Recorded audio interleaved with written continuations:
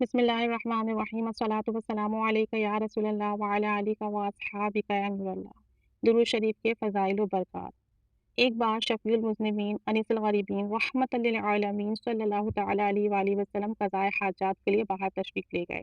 لیکن اس دن کوئی بھی آپ کے ساتھ نہ تھا، یعنی کوئی بھی ساتھی آپ کے ساتھ نہ گیا۔ امیر المومنین حضرت سیدنا عمر فاروق رضی اللہ تعالیٰ عنہ نے دیکھا تو گھبرا کر اٹھے اور پانی کا ایک مشکیزہ لے کر آپ صلی اللہ علیہ وآلہ وسلم کے پیچھے روانہ ہو گئے۔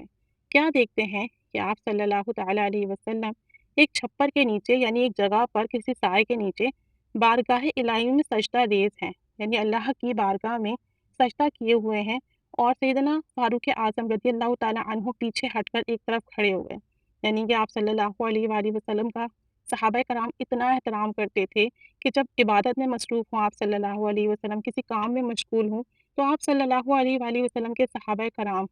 آپ صلی اللہ علیہ وسلم کے پاس نہ آتے، کچھ نہ کہتے، بلکہ خاموشی سے انتظار کرتے۔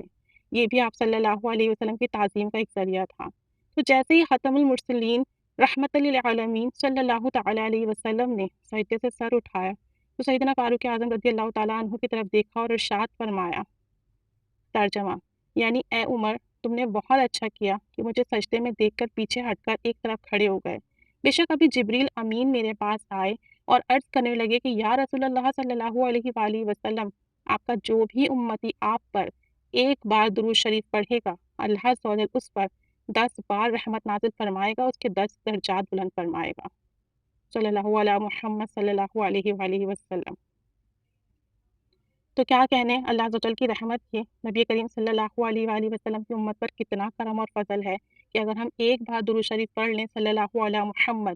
چند سیکنڈ بھی نہیں لگے تو اللہ عز و جل کی طرف سے ہمارے اوپر 10 رحمت نازل ہوئی، ہمارے 10 درجات بلند ہوئے۔ تو سوچیں، جو شخص مستقل درود و سلام میں گزارتا ہو اپنا وقت، اس کے کتنے درجات بلند ہوتے ہوں گے، اس پر کتنی رحمتیں نازل ہوتی ہوں گی، اس کے کتنے گناہ معاف ہوتے ہوں گے، اس پر اللہ کی کتنی کرم نوازی ہوتی ہوں گی۔ اور دربار رسالت میں جب اس کا درود بار بار پہنچتا ہوگا،